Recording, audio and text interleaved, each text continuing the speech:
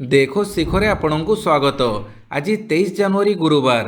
चलंतु नजर पकेइबा देश विदेशर 35टी बड़ खबर उपरे। नंबर 1 ओडिशा रे प्रतिष्ठा हेब भारतर प्रथम सेमिकंडक्टर कारखाना। ओडिशा रे प्रतिष्ठा हेब भारतर प्रथम सेमिकंडक्टर कारखाना। सिलिकॉन कार्बाइड सेमिकंडक्टर एसआईसी उत्पादन सुविधा प्रतिष्ठा करिबा लागि आरआईआर पावर इलेक्ट्रोनिक्स लिमिटेड पई एक स्वतंत्र प्रोत्साहन पैकेज को ओडिशा कैबिनेट अनुमोदन करिछि। राजधानी भुवनेश्वर में यह यूनिट स्थापन करिवो। कंपनी एथिपाई 618 कोटी 60 लाख टंका विनियोग करिवो। बुधवार बसिथिबा राज्य कैबिनेट बैठक में मुख्यमंत्री मोहन चरण माझी नेतृत्व में यह प्रकल्प पई कस्टमाइज्ड प्रोत्साहन पैकेज अनुमोदन करिछि। वैद्युतिक यान, अक्षय शक्ति, रेलवाई एवं प्रतिरक्षा क्षेत्र को जोगाउथिबा एसआईसी आधारित उपकरण उपरे यह सुविधा ध्यान देव। यह प्रकल्प में प्राय 750 नियुक्ति सृष्टि हेब बोली आशा करा जाउछि। नंबर 2 प्रति पंचायत रे खोलिब आदर्श विद्यालय। मुख्यमंत्री मोहन चरण माझी कहिसंती प्रति पंचायत रे आदर्श विद्यालय खोलिबा पई निष्पत्ति नेइछंती। चलित वर्ष 114टी पंचायत रे प्रथम पर्याय रे यह आरंभ हेबो। परवर्ती 4 वर्ष रे अन्य पंचायत गुड़िकरे एहाकु पहुंचाजिबो। एहासह 2028 सुधा समस्त शिक्षक पदवी पूरण कराजिबो बोली मुख्यमंत्री घोषणा करिसंती। गोटिए आदर्श विद्यालय लागि 4 रु 5 कोटी टंका खर्च हेबो। प्रति उच्च विद्यालय को सुदृढ़ कराजिबो। स्मार्ट विद्यालय पई प्राथमिक विद्यालय फीडर स्कूल रहिबो। प्रति पंचायत रे गोदावरी मिश्र आदर्श प्राथमिक विद्यालय हेबो। 6794 पंचायत रे विद्यालय प्रतिष्ठा हेबो। नंबर 3 विकसित गाँ विकसित ओडिशा प्रस्ताव को कैबिनेट मंजूरी। कैबिनेट बैठक में विकसित गाँ विकसित ओडिशा प्रस्ताव को 5 वर्ष जाए कार्यकारी करने को निष्पत्ति निया जाइछि। ग्रामांचल में मौलिक भित्तिभूमिर विकास निमंते विभिन्न स्थायी उन्नयनमूलक प्रकल्प मान यथा अपहंच गाँ को रास्ता द्वारा संयोगीकरण, सर्वसाधारण सुविधा पाई संपद सृष्टि करिबा, शिक्षा एवं क्रीड़ा भित्तिभूमिर उन्नतीकरण, क्षुद्र पर्यटन स्थली उन्नतीकरण पाई एही योजना कार्यकारी करिवो। आवश्यकता भित्तिरे 5 वर्ष संभाव्य प्रकल्प तालिका एवं प्रत्येक आर्थिक वर्ष पाई वार्षिक कार्य योजना ग्राम सभा द्वारा प्रस्तुत हेबो एवं ग्राम पंचायत द्वारा ब्लॉक को सुपारिश करा जिवो।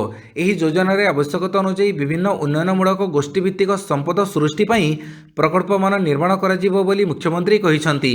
नंबर 4 5000 डाक्तरों को मिलिबो शीघ्र नियुक्ति कहिले मुख्यमंत्री। बुधवार मुख्यमंत्री मोहन चरण माझी अध्यक्षतार राज्य कैबिनेट बैठक अनुष्ठित हो जाइछि। एही बैठक में 10टी प्रस्ताव उपरे मोहर बाजिछि। सेथिमध्यरु स्वास्थ्य क्षेत्र को गुरुत्व देई डाक्तर पदवी पूरण हेबा नै मध्य मंजूरी मिलिछि। खूब शीघ्र 5000 डाक्तर पद पूरण हेबा सह 124 दांत डाक्तरों को मध्य नियुक्ति मिलिबो बोली मुख्यमंत्री घोषणा करिसंती। तेबे ओडिशा डाक्तरी स्वास्थ्य सेवा नियमावली 2017 को संशोधित करा जाइछि। पूर्वरु थिबा लेवल 7 को 6 को ह्रास पई बैठक में निष्पत्ति निया जाइछि। या द्वारा डाक्तर नियुक्ति प्रक्रिया सहज होई परिबो। स्वास्थ्य सेवा क्षेत्र में दक्ष मानव संबल जोगई दिया जिवो। नंबर 5 कैबिनेट निष्पत्ति शीतल भंडार पई 60% सब्सिडी। शीतल भंडार निर्माण को प्रोत्साहित करने निमंते शीतल भंडार पई आर्थिक सहायता योजना को मंगलवार राज्य कैबिनेट अनुमोदन करिसंती। या सहित शक्ति विभाग द्वारा ग्रिडको को दिया जाइथिबा 3108.21 कोटी टंकर बैंक गारंटी को मध्य पिछला भावे कैबिनेट मंजूरी मिली। राज्यर 58टी सब डिविजन रे अति कम रे गोटिए शीतल भंडार निर्माण लक्ष्य रे राज्य सरकार एही आर्थिक सहायता देवे।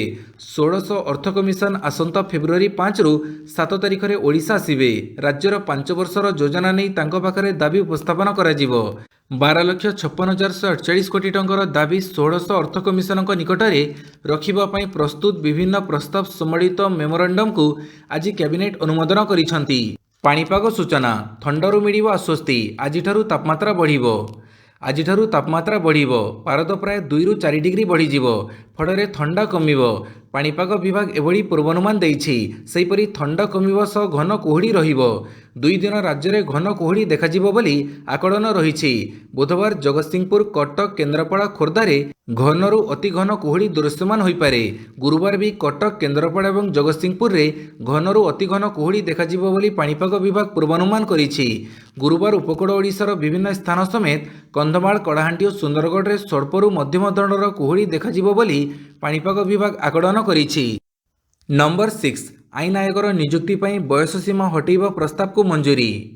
ओडिशा कैबिनेट बुधवार ओडिशा आईन आयोग अध्यक्ष फुल टाइम अनअफिशियल सदस्य एवं पार्ट टाइम सदस्य चयन पर बयस शर्त को रद्द करने नहीं एक प्रस्ताव को अनुमोदन करिछि। एही निष्पत्ति संपृक्त पदवीगुड़िक चयन मानदंडर 16 मार्च 2016 तारिखर रिजोल्यूशन उपरे ग्रहण कर जाइछि। आयोग आईन प्रशासन एवं वैषयिक प्रसंग में व्यापक ज्ञान थिबा विशिष्ट व्यक्तित्व को चिन्हट एवं नियुक्त करिबारे आह्वानर समाधान करने यह पदक्षेप निया जाइछि। बयस प्रतिबंधक को हटै सरकार योग्य प्रार्थी संख्या वृद्धि करने को चेष्टा करुछंती। अभिज्ञ व्यक्ति अभिज्ञता द्वारा आयोग उपकृत हेबो बोली कहुजाउछि। नंबर 7 ई केवाईसी सरिबा पूर्व सरेंडर करंतु मंत्री तागिद। अयोग्य राशन कार्ड हिताधिकारी को जोगाण मंत्री कृष्णचंद्र पात्रांक तागिद। मंत्री कहिले अयोग्य हिताधिकारी को अपील करुछि सरेंडर करि जांतु। सरेंडर न कले नियाजिबो कार्यानुष्ठान। कार्ड सरेंडर कले कोनोसी कार्यानुष्ठान हेबो नाही। सारा राज्य में लक्ष लक्ष अयोग्य हिताधिकारी अछंती। किए सरकारी चाकरी करिछि तो किए डाक्तर शिक्षक सबु प्रकार लोक अछंती। समस्त को जोगाण मंत्री सरेंडर करने को निवेदन करिछंती। ई केवाईसी सरिबा पूर्व सरेंडर करने को निवेदन करिछंती मंत्री। एथिमें कोनोसी डेडलाइन नाही। नंबर 8 कोरापुटरू चलाचल करिबा 4 ट्रेन। सुरक्षा दृष्टिकोण और अत्याधुनिक काम चलिथिबारु कोरापुट कोथवालसा सेक्शन रे विशाखापाटना किरिंडुल और किरिंडुल विशाखापाटना पैसेंजर और जगदलपुर राउरकेला राउरकेला जगदलपुर एक्सप्रेस एभली 4टी ट्रेन कोरापुट पर्यंत चलाचल करिबो बोली पूर्वतट रेलवे विशाखापाटना डिविजन रो वरिष्ठ मंडल वाणिज्य प्रबंधक के संदीप सूचना देइछंती। आसंता 30 तारिख दिन विशाखापाटना छाड़िबाकु थिबा ट्रेन नंबर 58501 पैसेंजर ट्रेन विशाखापाटनारू किरिंडुल ट्रेन किरांडुल जीवा परिवर्ते यार यात्रा कोरापुट रे शेष करिवो। सेहीपरि जीवा बाटरे कोरापुटरू बाहरी विशाखापाटना को जीवो। सेहीपरि train number 18107 Rourkela Jagdalpur express Jagdalpur जीवा बदल रे कोरापुट रे यात्रा शेष करिवो। पुणी कोरापुटरू यात्रा आरंभ करी राउरकेला जीवो। नंबर 9 नेताजी को मृत्यु संपर्कित जनस्वार्थ मामला शुणाणी प्रतिपक्ष को नोटिस कले हाईकोर्ट। नेताजी मृत्यु संपर्कित जनस्वार्थ मामलार शुणाणी मामला को ग्रहण करी प्रतिपक्ष को नोटिस कले हाईकोर्ट। पिनाकपाणी महांती तरफ दायर होइथिबा मामलार विचार करी कोर्ट प्रतिपक्ष को नोटिस करिसंती। पिनाकपाणी मनोज मुखर्जी कमिशनर रिपोर्ट को सरकारी स्तर में ग्रहणीय आवेदन करिसंती। यह 23 जनवरी को जातीय दिवस भाव घोषणा करिबा नेताजी को जातीय पुत्र भाव सरकारी स्तर में घोषणा नेताजी कटक जन्मस्थान को जातीय संग्रहालय घोषणा आवेदनकारी आवेदन में दर्शाइछंती। तेबे मामलारे परवर्ती शुणाणी फेब्रुआरी 12 रे हेबो। नंबर 10 ट्रेन रु डेइले यात्री चढ़ीगला आउ एक ट्रेन 11 मृत। लखनऊ मुंबई जाउथुबा पुष्पक एक्सप्रेस बुधवार संध्या प्राय 5:47 समय जलगांव निकट में दुर्घटनार शिकार होइछि। ट्रेन जलगांव परांडे स्टेशन रे पहुंचबा मात्रे यह दुर्घटना घटिछि। यह ट्रेन रे निया लागि जिबा गुजब कारणरू उत्तेजना प्रकाश पाइथिला। निया लागिबा जानी ट्रेन रे थिबा यात्री माने चेन पुलिंग करिथिबा कहा जाउछि। सूचना अनुसार पुष्पक एक्सप्रेस अटकिबा मात्रे बगीरू लोक माने डेइबा आरंभ करिथिले। एही समय सामना पटरू कर्नाटक एक्सप्रेस आसुथिबारु बगीरू डेउथुबा केतेक यात्री ट्रेन तळे चापी होई जाई प्राण हरैछंती। एही कारणरू घटनास्थल रे तीव्र उत्तेजना प्रकाश पाइबा परे किछि समय स्थिति नियंत्रण को आसीथिला। एही घटना रे 11 जन प्राण हरैथिबा बेले 40 जन आहत होइछंती। नंबर 11 नक्सलଙ୍କ आक्रमण को पंड कले जवान निष्क्रिय कले 8 लैंडमाइन। मालकानगिरी सीमांत छत्तीसगढ़ में नक्सल दमन नहीं पुलिस मिलित भाव जोरदार ऑपरेशन करुवा बेले सफलता मिलबारे लागिछि। गत 2 दिन तले 14 जन नक्सल को मारिथिबा बेले एबे भी जंगल में जवान सर्च ऑपरेशन को जारी रखिछंती। एही क्रम में बुधवार सकाळे बीजापुर जिलार सीआरपीएफ कोबरा जवान मुतबेंडी ठारू पीड़िया ग्राम मध्य सर्च ऑपरेशन करुवा बेले यह रास्तार नक्सल स्थाने स्थाने 8टी लैंडमाइन खंजिथिबा जवान देखिथिले। सुरक्षाकर्मी को टार्गेट करने नक्सल 5 किलो लेखाएं 8टी लैंडमाइन लगैथिले, किंतु नक्सलଙ୍କ एक बड़ योजना को जवान पंड करथिले। समस्त 8टी लैंडमाइन को जवान निष्क्रिय करथिले। लगातार सुरक्षाकर्मी द्वारा बहु क्षति संगठन सहिलाणी। नंबर 12 यूजर को पुणी झटका 6 मास भितर द्वितीय थर बढ़िला मोबाइल टारिफ। मोबाइल ग्राहकों को बड़ झटका। देश में मोबाइल टारिफ 6 मास भितर द्वितीय थर पर बढ़ी। भारतीय एयरटेल रिचार्ज मूल्य में 10 ରୁ 12% बढ़ी। अन्य कंपनी गुड़िक भी खूब शीघ्र टारिफ वृद्धि करिपारंती। ଟ୍ରାଇର ନିର୍ଦ୍ଦେଶ ସତ୍ତ୍ୱେ ଭଏସ୍ ପ୍ୟାକ୍ ମହଙ୍ଗା କରାଯାଇଛି। ଭାରତୀ ଏୟାରଟେଲ୍ ଟାରିଫ୍ ପ୍ଲାନ୍ରୁ ଡାଟା ହଟାଇବା ପରେ କେବଳ ଭଏସ୍ ପ୍ୟାକ୍ର ମୂଲ୍ୟକୁ 10ରୁ 12% ବଢ଼େଇଛି। ତେବେ ଟ୍ରାଇର ଫୋକସ୍ ମୂଲ୍ୟ ହ୍ରାସ ଉପରେ ଥିଲା। ଉଲ୍ଲେଖଯୋଗ୍ୟ ଯେ ଟ୍ରାଇ 2G ପ୍ୟାକ୍ରୁ ଡାଟାକୁ ବାଦ୍ ଦେଇ ଟାରିଫ୍ ହ୍ରାସ କରିବା ପାଇଁ କହିଥିଲା। ଏୟାରଟେଲ୍ର ଟାରିଫ୍ ବୃଦ୍ଧି କଥା ଯଦି କହିବା, ପୂର୍ବରୁ 1999 ଟଙ୍କାରେ 24 GB ଡାଟା ମିଳୁଥିଲା, ତାହା ଏବେ ବଢ଼ି 2249 ଟଙ୍କା ହୋଇଛି। ସେହିପରି 509 ଟଙ୍କାରେ 6 GB ଡାଟା ମିଳୁଥିଲା, କିନ୍ତୁ ଏବେ ଏହା ବଢ଼ି 569 ଟଙ୍କା ହୋଇଛି। ନମ୍ବର 13, ବରିଷ୍ଠ IPS ଅମୃତ ମୋହନ ପ୍ରସାଦ ହେଲେ BCAS DG। ଓଡ଼ିଶା କ୍ୟାଡରର ବରିଷ୍ଠ IPS ଅଧିକାରୀ ଅମୃତ ମୋହନ ପ୍ରସାଦଙ୍କୁ 6 ମାସ ପାଇଁ bureau of civil aviation security DGର ଅତିରିକ୍ତ ଦାୟିତ୍ୱରେ ନିଯୁକ୍ତି ଦିଆଯାଇଛି। ଓଡ଼ିଶା କ୍ୟାଡର ବରିଷ୍ଠ IPS ଅଫିସର ଅମୃତ ମୋହନ ପ୍ରସାଦଙ୍କୁ ଏହି ବଡ଼ ଦାୟିତ୍ୱ ଦେଇଛନ୍ତି କେନ୍ଦ୍ର ସରକାର। ଅମୃତ ମୋହନ ପ୍ରସାଦ ସଶସ୍ତ୍ର ସୀମ ବଳର DG ସହିତ ବ୍ୟୁରୋ ଅଫ୍ ସିଭିଲ୍ ଆଭିଏସନ୍ ସିକ୍ୟୁରିଟିଜର DG ଭାବେ ଏହି ଅତିରିକ୍ତ ଦାୟିତ୍ୱରେ ରହିବେ। ଗତ ନଭେମ୍ବର 1 ତାରିଖରୁ ଏହି ଦାୟିତ୍ୱରେ ଅମୃତ ମୋହନ ପ୍ରସାଦ ଥିବାବେଳେ 6 ମାସ ପାଇଁ ଏହି ଦାୟିତ୍ୱ ଦିଆଯାଇଛି। ନମ୍ବର 14, ବ୍ରୋକିଂ ବିଜନେସରେ ପ୍ରବେଶ କରିବେ ମୁକେଶ ଅମ୍ବାନୀ। ଜିଓ ଫାଇନାନ୍ସିଆଲର ବଡ଼ ନିଷ୍ପତ୍ତି। ମ୍ୟୁଚୁଆଲ ଫଣ୍ଡ ବ୍ୟବସାୟରେ ପ୍ରବେଶ କରିବା ପରେ ଏବେ କମ୍ପାନୀ କରିବାକୁ ଯାଉଛି ଷ୍ଟକ୍ ବ୍ରୋକିଂ ବ୍ୟବସାୟରେ ଏଣ୍ଟ୍ରି। ସିଙ୍ଗାପୁରର ବ୍ଲାକ୍ ରକ୍ କମ୍ପାନୀ ସହ ମିଶି ଜିଓ ଏହି ନୂଆ ବ୍ୟବସାୟରେ ଏଣ୍ଟ୍ରି ମାରିବାକୁ ପୁରା ଯୋଜନା କରିସାରିଛି। ଖୁବ୍ ଶୀଘ୍ର ଆସିବ ଜିଓର ବ୍ରୋକିଂ ସେବା। ମଙ୍ଗଳବାର ଏକ୍ସଚେଞ୍ଜ ଫାଇଲିଂରେ ଏନେଇ ସୂଚନା ଦେଇଛି ଜିଓ ଫାଇନାନ୍ସିଆଲ ସର୍ଭିସେସ୍। ରିପୋର୍ଟ ଅନୁଯାୟୀ ଜିଓ ଫାଇନାନ୍ସିଆଲ ସର୍ଭିସେସ୍ ଏବଂ ବ୍ଲାକ୍ ରକ୍ ମିଳିତ ଉଦ୍ୟମରେ Jio black rock investment adventures ନାମରେ ବ୍ରୋକିଂ ବ୍ୟବସାୟରେ ପ୍ରବେଶ କରିବାକୁ ଯୋଜନା କରିଛି। ଏହି କମ୍ପାନୀ ବ୍ରୋକିଂ ସହିତ ଅନ୍ୟ ବ୍ୟବସାୟ ଆରମ୍ଭ କରିବ। ଅବଶ୍ୟ କମ୍ପାନୀକୁ ଏପର୍ଯ୍ୟନ୍ତ ବଜାର ନିୟାମକ ସେବିରୁ ଅନୁମୋଦନ ମିଳିନାହିଁ। ନମ୍ବର 15, ଡଲାରକୁ ବଦଳାଇବା ଉଦ୍ୟମ କଲେ ବ୍ରିକ୍ସ ଉପରେ 100% ଶୁଳ୍କ ଲାଗିବ, କହିଲେ ଟ୍ରମ୍ପ। ଆମେରିକା ରାଷ୍ଟ୍ରପତି ଡୋନାଲ୍ଡ ଟ୍ରମ୍ପ କାଲି ଭାରତ ସମେତ ବ୍ରିକ୍ସର ସଦସ୍ୟ ରାଷ୍ଟ୍ରଗୁଡ଼ିକ ଉପରେ 100% ଶୁଳ୍କ ଲଗାଇବା ନେଇ ଧମକ ଦେଇଛନ୍ତି। ବ୍ରିକ୍ସ ଯଦି ଆମେରିକାର ମୁଦ୍ରା ଡଲାରକୁ ବ୍ୟବହାର ନ କରି ବ୍ରିକ୍ସ ମୁଦ୍ରାର ଯୋଜନା କରେ, ତାହେଲେ ଏଭଳି ପଦକ୍ଷେପ ନିଆଯିବ ବୋଲି ସେ କହିଛନ୍ତି। ରାଷ୍ଟ୍ରପତି ଟ୍ରମ୍ପ ତାଙ୍କ ଭାଷଣରେ କହିଛନ୍ତି ଯେ ଡଲାର ଠାରୁ ଦୂରେଇ ଯିବାକୁ ଯେକୌଣସି ପ୍ରକାର ପ୍ରଚେଷ୍ଟାକୁ ସହ୍ୟ କରାଯିବ ନାହିଁ। ଯଦି ବ୍ରିକ୍ସ ଦେଶ ଏହା କରନ୍ତି, ତାହେଲେ ସେମାନେ ଆମେରିକା ସହିତ କରୁଥିବା ବାଣିଜ୍ୟ ଉପରେ ଆମେ ଅତି କମ୍ରେ 100% ଶୁଳ୍କ ଲଗାଇବୁ। କେବଳ ସେତିକି ନୁହେଁ, ବିଶ୍ୱ ବାଣିଜ୍ୟରେ ଡଲାରର ଭୂମିକାକୁ ଗୌଣ କରିବା ପାଇଁ ବିଚାର କରାଗଲେ ଅନ୍ୟ ଦେଶଗୁଡ଼ିକ ଉପରେ ବଡ଼ ଧରଣର ଶୁଳ୍କ ଲାଗୁ କରାଯିବ। ନମ୍ବର 16, ନକ୍ସଲଙ୍କ ହାଇଟେକ୍ ତାଲିମ କେନ୍ଦ୍ରକୁ କବ୍ଜା କଲେ ଯବାନ। ମାଲକାନଗିରି ସୀମାନ୍ତ ଛତିଶଗଡ଼ରେ ନକ୍ସଲ ଦମନ ନେଇ ଯବାନ ରାତିଦିନ ଏକ କରିଦେଇଛନ୍ତି। ଆସନ୍ତା 2026 ମାର୍ଚ୍ଚ ସୁଦ୍ଧା ଛତିଶଗଡ଼ରୁ ନକ୍ସଲ ହଟିବା ନେଇ ସମ୍ପୂର୍ଣ୍ଣ ଭାବେ କାମ କରାଯାଉଛି, ଯାହାର ଫଳସ୍ୱରୂପ ଲଗାତାର ପୁଲିସକୁ ସଫଳତା ମିଳୁଛି। ବୁଧବାର ପୁଣି ନକ୍ସଲଙ୍କ ଏକ ହାଇଟେକ୍ ତାଲିମ ଶିବିରକୁ ଯବାନ ନିଜ କବ୍ଜାକୁ ନେଇଛନ୍ତି।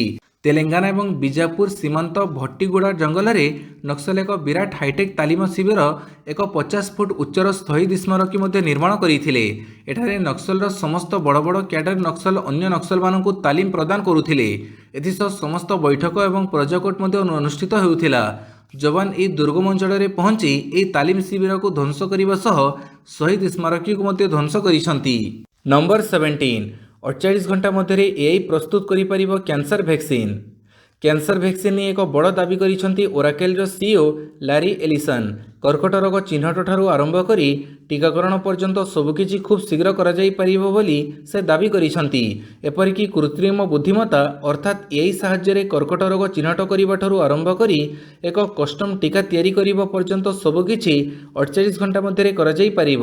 ଦାବି ଅନୁଯାୟୀ ଯଦି ଲାରି ଏଲିସନ୍ କର୍କଟ ରୋଗର ଟିକା ତିଆରି କରିବାରେ ସଫଳ ହୁଅନ୍ତି, ତେବେ କର୍କଟ ଭଳି ମାରାତ୍ମକ ରୋଗର ଟିକା ପ୍ରସ୍ତୁତ କରିବାରେ ରୁଷ ପରେ ଆମେରିକା ଦ୍ୱିତୀୟ ଦେଶ ହୋଇପାରିବ।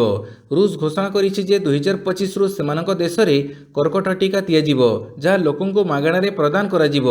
ରୁଷର ଘୋଷଣା ପରେ ଆମେରିକା ପାଇଁ ଯଥାଶୀଘ୍ର ଟିକା ତିଆରି କରିବା ଜରୁରୀ ହୋଇପଡ଼ିଛି। ନମ୍ବର 18, ଜେଲ୍ ବୁଲିବେ କଲେଜ ଛାତ୍ର, ହାଇକୋର୍ଟ ଦେଲେ ଦୃଷ୍ଟାନ୍ତମୂଳକ ନିର୍ଦ୍ଦେଶ।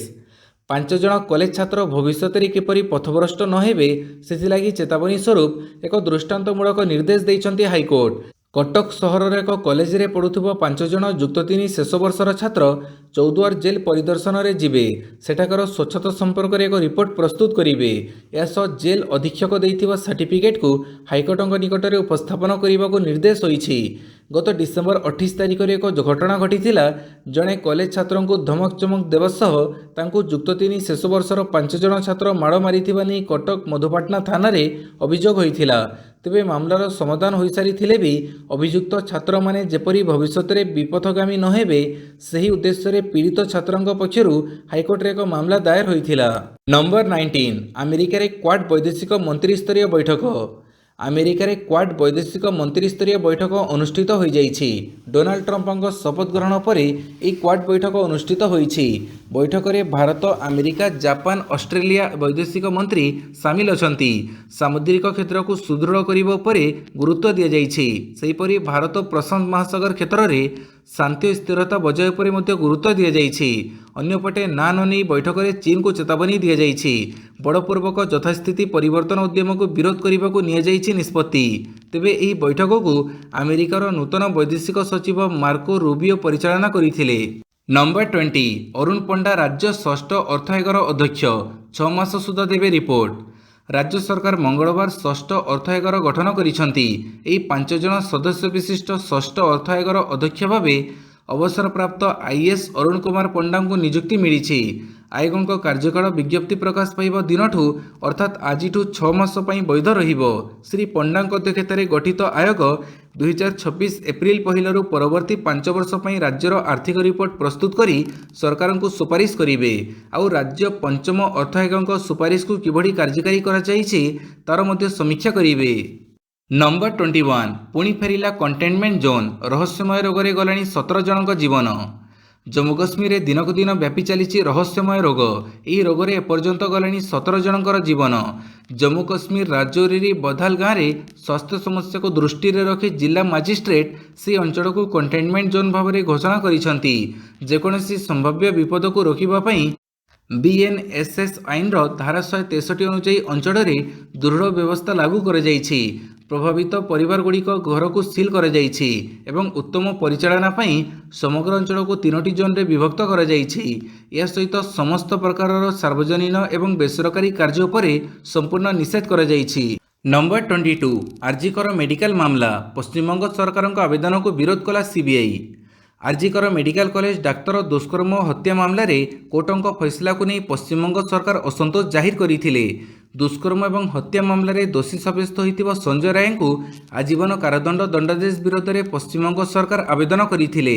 हेले तांकर सेही आवेदन को केंद्रीय तदंत ब्यूरो सीबीआई बुधवार विरोध करिछि। नंबर 23 भारत फेरिबे बेआईन भावे अमेरिका रे रहुथिबा भारतीय नागरिक। बेआईन भावे अमेरिका रे रहुथिबा समस्त नागरिकों को चिन्हट करी फेरी आनिबा पई भारत सरकार डोनाल्ड ट्रंप प्रशासन सह मिसी काम करने जाउछंती। दुई देश मिलित भावे अमेरिका रे थिबा प्राय 18,000 बेआईन भावे प्रवेश करिथिबा भारतीयों को देशांतर करने चिन्हट करिसेंती। एही संख्या आहुरी अधिक होई पारे। अन्य देश भली भारत मध्य ट्रंप प्रशासन को खुशी करिबा एवं एहर वाणिज्य विपदर प्रभाव को एड़ाइबा पई पर्दा पछरे काम करुछि। बेआईन प्रवास विरोध में कार्यानुष्ठान ट्रंपଙ୍କ पई एक प्रमुख प्रचार प्रतिश्रुति होइछि। नंबर 24 जन्मगत नागरिकता उच्छेद कले ट्रंप। नागरिकता पई नुआ शर्त लागू हेबो। 4 वर्ष पर ह्वाइट हाउस को फेरिथिबा अमेरिकार 47तम राष्ट्रपति डोनाल्ड ट्रंप सोमवार एक कार्यनिर्वाही निर्देशनामा स्वाक्षर करिसेंती। अमेरिका रे अणनागरिक पितामातांक ठारू जन्मित पिलामानंकर स्वयंचालित नागरिकता को बंद करबा पई सही पदक्षेप नैछंती। ट्रंपଙ୍କ द्वारा स्वाक्षरित कार्यनिर्वाही आदेश रे कुहाଯାଇଛି जे नागरिकता पाइबा पई अमेरिका रे जन्मग्रहण करिथिबा पिलांक पई पितामातांक मध्यरु अति कमरे जणे अमेरिकीय नागरिक होइथिबे, आईनगत स्थायी बासिंदा होइथिबे किंबा अमेरिकीय सेनार जणे सदस्य होइथिबा आवश्यक। नंबर 25 खूब शीघ्र बजार को आसवाक जाऊँगी फोल्डिंग हेलमेट। बजार को फोल्डिंग हेलमेट आसवाक जाऊँगी। फोल्ड करिबा परे एहर आकार एते छोट होइजिबो जे याकु सहजरे बैग रे रखा जाई परिबो। एहर डिजाइन प्रस्तुत होइछि एवं एहर अंतर्जातीय पेटेंट मध्ये प्राप्त होइछि। एबे एहाकु आरटी अनुमोदन पई पठा जाइछि। नागपुर विश्वविद्यालयर गवेषक माने एक फोल्डिंग हेलमेट रे एक स्केच प्रस्तुत करिसंती जहा दुई चकिया जान आरोहीक पई बहुत सुविधाजनक हेबो। एई स्केच रे पेटेंट मध्ये संरक्षित रखा जाइछि। यार गवेषणा नागपुर विश्वविद्यालयर पदार्थ विज्ञान विभाग प्रोफेसर डॉक्टर संजय धोबले एवं एमएससी छात्री आदिति देशमुखଙ୍କ द्वारा करा जाइछि। नंबर 26 निर्वाचन पई राजधानी रे 4 दिन ड्राई डे। ଆସନ୍ତା ଫେବୃଆରୀ ମାସରେ ଦିଲ୍ଲୀରେ ନିର୍ବାଚନ, ଏଥିପାଇଁ 4 ଦିନ ପାଇଁ ଡ୍ରାଏ ଡେ ରହିବ।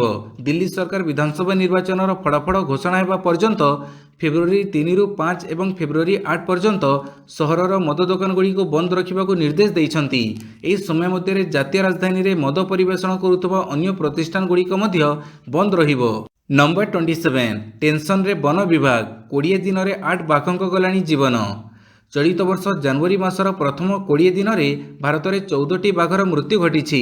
ଚିନ୍ତାର ବିଷୟ ହେଲା କେବଳ ମହାରାଷ୍ଟ୍ରରେ ସର୍ବାଧିକ 8ଟି ବାଘର ମୃତ୍ୟୁ ହୋଇଛି। ଏବେ ମହାରାଷ୍ଟ୍ରରେ ବାଘ ମୃତ୍ୟୁ ସଂଖ୍ୟା ବୃଦ୍ଧିକୁ ନେଇ ବନ ବିଭାଗର ଚିନ୍ତା ବଢ଼ିଯାଇଛି। ରାଜ୍ୟ ଜଙ୍ଗଲ ବିଭାଗର ଅଧିକାରୀ କହିଛନ୍ତି ଯେ ଅଧିକାଂଶ ମୃତ୍ୟୁ ସଂରକ୍ଷିତ ଅଞ୍ଚଳ ବାହାରେ ଘଟିଛି। ମୃତ୍ୟୁର କାରଣ ହେଲା ଶିକାର, ଦୁର୍ଘଟଣା ଏବଂ ସଂକ୍ରାମକ ରୋଗ। ନମ୍ବର 28, ଜାରି ହେଲା ଟୋଲ୍ ଫ୍ରି ନମ୍ବର, ଶିକ୍ଷକଙ୍କ ଆଚରଣଠାରୁ ଆରମ୍ଭ କରି ଏସବୁ ଅଭିଯୋଗ କରିପାରିବ। ବିହାରର ଶିକ୍ଷା ବିଭାଗ ଛାତ୍ରଛାତ୍ରୀ ଏବଂ ସେମାନଙ୍କ ଅଭିଭାବକଙ୍କୁ ଏକ ବଡ଼ ଆଶ୍ୱସ୍ତି ଦେଇଛି। ବିଭାଗ ପକ୍ଷରୁ ଏକ ଟୋଲ୍ ଫ୍ରି ନମ୍ବର ଜାରି କରାଯାଇଛି। ଏଣିକି ଏହି ଟୋଲ୍ ଫ୍ରି ନମ୍ବରରେ ସ୍କୁଲର ଶିକ୍ଷକ ଓ ଶିକ୍ଷୟିତ୍ରୀମାନଙ୍କ ଆଚରଣ ସମ୍ପର୍କରେ ଛାତ୍ରଛାତ୍ରୀ ଏବଂ ସେମାନଙ୍କ ଅଭିଭାବକ ଅଭିଯୋଗ କରିପାରିବେ। ଟୋଲ୍ ଫ୍ରି ନମ୍ବର ବ୍ୟତୀତ ବିଭାଗ 5ଟି ଭିନ୍ନ ଭିନ୍ନ ମୋବାଇଲ ନମ୍ବର ମଧ୍ୟ ଜାରି କରିଛି। ଶିକ୍ଷକଙ୍କ ଆଚରଣ, ମଧ୍ୟାହ୍ନ ଭୋଜନ, ଭିତ୍ତିଭୂମି, ପରୀକ୍ଷା ଏବଂ ପ୍ରମାଣପତ୍ର ଇତ୍ୟାଦି ସମ୍ପର୍କରେ ଏହି ସମସ୍ତ ନମ୍ବରରେ ସୁବିଧାରେ ଅଭିଯୋଗ କରାଯାଇପାରିବ। ଏଥିପାଇଁ ଛାତ୍ରଛାତ୍ରୀ ଏବଂ ସେମାନଙ୍କ ଅଭିଭାବକଙ୍କ ପାଇଁ କୌଣସି ପ୍ରକାର ପ୍ରତିବନ୍ଧକ ଲାଗୁ କରାଯାଇ ନାହିଁ। ନମ୍ବର 29, ଆମେରିକାରେ ପ୍ରକୃତିର ତାଣ୍ଡବ, ବରଫ ଝଡ଼ରେ 10 ଜଣଙ୍କର ମୃତ୍ୟୁ। ଆମେରିକାରେ ପ୍ରକୃତିର ତାଣ୍ଡବ, ବ୍ୟାପକ କ୍ଷୟକ୍ଷତି ଘଟାଇଛି ବରଫ ଝଡ଼। ଆମେରିକାର ଟେକ୍ସାସ୍, ଲୁଇସିଆନା, ଆଲବାମା, ଜର୍ଜିଆ, ଦକ୍ଷିଣ କାରୋଲିନା ଏବଂ ଫ୍ଲୋରିଡାରେ 10 ଇଞ୍ଚରୁ ଅଧିକ ବରଫ ଝଡ଼ ହେଉଛି। ଏବିସି ନ୍ୟୁଜ୍ ରିପୋର୍ଟ ଅନୁଯାୟୀ ପ୍ରତିକୂଳ ପାଗ ଯୋଗୁଁ ସମଗ୍ର ଆମେରିକାରେ ସଡ଼କ ଏବଂ ବିମାନ ସେବାକୁ ବନ୍ଦ କରାଯାଇଛି। ଆମେରିକାରେ 21ରୁ ଅଧିକ ବିମାନ ବାତିଲ କରାଯାଇଛି। ଟେକ୍ସାସ୍, ଜର୍ଜିଆ ଏବଂ ମିଲୱାକିରେ ଅତ୍ୟଧିକ ଥଣ୍ଡା ବରଫ ଝଡ଼ ଯୋଗୁଁ 10 ଜଣଙ୍କର ମୃତ୍ୟୁ ହୋଇଛି। ନମ୍ବର 30, ମଣିପୁର ବିଜେପିକୁ ବଡ଼ ଝଟକା ଦେଲା ନୀତିଶଙ୍କ ଜେଡିୟୁ। ନୀତିଶ କୁମାରଙ୍କ ନେତୃତ୍ୱାଧୀନ ଜନତା ଦଳ ୟୁନାଇଟେଡ୍ ମଣିପୁରରେ ଏନ୍ ବୀରେନ୍ ସିଂଙ୍କ ନେତୃତ୍ୱାଧୀନ ବିଜେପି ସରକାର ପ୍ରତି ସମର୍ଥନ ପ୍ରତ୍ୟାହାର କରିନେଇଛି। କିନ୍ତୁ ଏହା ବୀରେନ୍ ସରକାରଙ୍କ ସ୍ଥିରତାକୁ ପ୍ରଭାବିତ କରିନାହିଁ। କିନ୍ତୁ ଏହା ଏକ ଦୃଢ଼ ବାର୍ତ୍ତା ଦେବ, କାରଣ ଜେଡିୟୁ କେନ୍ଦ୍ର ଏବଂ ବିହାରରେ ବିଜେପିର ଏକ ପ୍ରମୁଖ ସହଯୋଗୀ। ଏହି ବର୍ଷ ବିହାରରେ ନିର୍ବାଚନ ହେବାକୁ ଯାଉଛି। ମେଘାଳୟରେ କ୍ଷମତାରେ ଥିବା କନରାଡ୍ ସାଙ୍ଗମାଙ୍କ ନେତୃତ୍ୱାଧୀନ national people's party Biren Singh ସରକାରଙ୍କୁ ସମର୍ଥନ ପ୍ରତ୍ୟାହାର କରିବାର କିଛି ମାସ ପରେ ଏହା ଘଟିଛି। ଏହାକୁ ଜେଡିୟୁ ଏବଂ ବିଜେପି ମଧ୍ୟରେ ସମ୍ପର୍କ ସହିତ ମଧ୍ୟ ଦେଖାଯାଉଛି। ନମ୍ବର 31, ଭିତରକନିକାରେ ବଢ଼ିଲା ବଉଳା କୁମ୍ଭୀର ସଂଖ୍ୟା। ଭିତରକନିକା ପାଇଁ ଖୁସି ଖବର, ବଢ଼ିଲା ବଉଳା କୁମ୍ଭୀର ସଂଖ୍ୟା। ପ୍ରତିବର୍ଷ ଭଳି ଚଳିତ ବର୍ଷ ଭିତରକନିକାରେ ବଉଳା କୁମ୍ଭୀର ଗଣନା କରାଯାଇଥିଲା। ଚଳିତ ମାସ 14 ତାରିଖରୁ ଆରମ୍ଭ ହୋଇଥିବା କୁମ୍ଭୀର ଗଣନା କାଲି ଶେଷ ହୋଇଛି। 1826ଟି ବଉଳା କୁମ୍ଭୀର ଚିହ୍ନଟ ହୋଇଛନ୍ତି। ଗତ ବର୍ଷ 1811ଟି ବଉଳା କୁମ୍ଭୀର ଚିହ୍ନଟ ହୋଇଥିଲେ, ଯାହା ଗତ ବର୍ଷ ତୁଳନାରେ ଅଧିକ 15ଟି କୁମ୍ଭୀର ଠାବ ହୋଇଛନ୍ତି।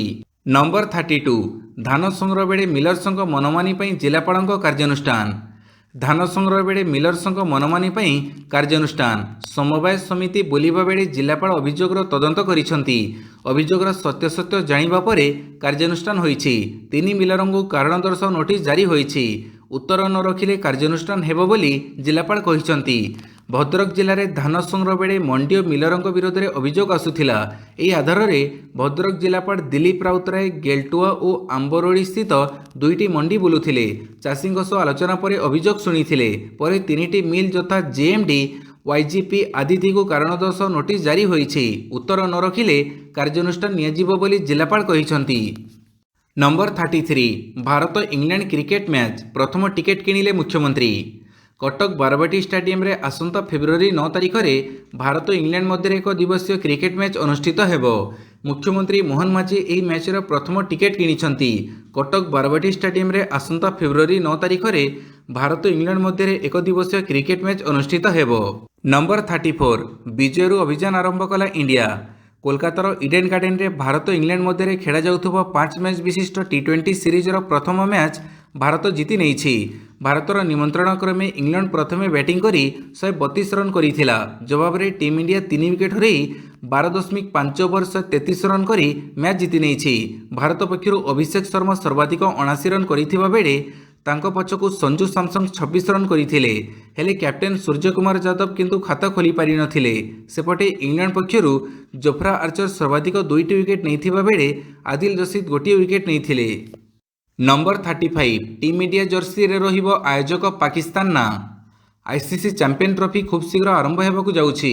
टीम इंडिया जर्सी रे पाकिस्तान ना रहिबो कि नाही से नहीं द्वंद्व लगी रहिथिला, जहाकू नहीं स्पष्टीकरण देइछि बीसीसीआई। बीसीसीआई सूचना अनुसार आईसीसी रो नियम अनुसार प्रस्तुत जर्सी भारत ई टूर्नामेंट रे पिंधिबो, कारण आईसीसी टूर्नामेंट रे समस्त दलर जर्सी रे आयोजक देशर नाम लेखा जाई थाए एवं एथर पाकिस्तान रो नाम मध्य रहिबो, कारण चलित थर आयोजक रहिछि पाकिस्तान। भिडियोटी को संपूर्ण देखिथिबारु बहुत बहुत धन्यवाद।